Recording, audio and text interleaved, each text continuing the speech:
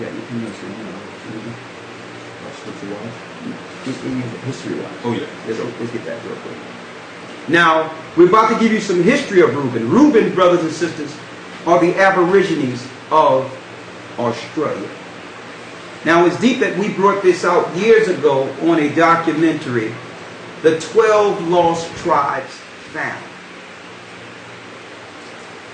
A woman called me from over Australia.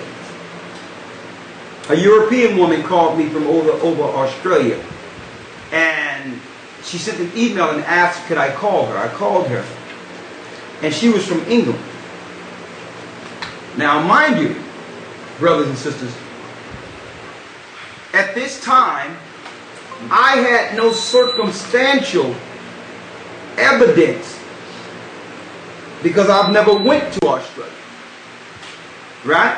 But I did some research online and otherwise that led us to that conclusion. She calls me and says she went to a remote village, and she sent that email with the remote village she went to in Australia. She says, listen, I'm going to send you some information. She says, what you're saying is true. This European woman. She says, I'm from England. I went to a remote area after seeing your teachers while I was in Australia. She said, I went and they took me to this high chief in the remote areas. She says, it took about an hour driving in the forest and all that to find this remote area for their chiefs. And she asked them, with knowing my teachings, she didn't ask them, were they Reuben? She asked, who are you from the 12 tribes of Israel? And the chief says, we're from Reuben, but we don't know how we got here. Now check that out. She says, I don't know who you are.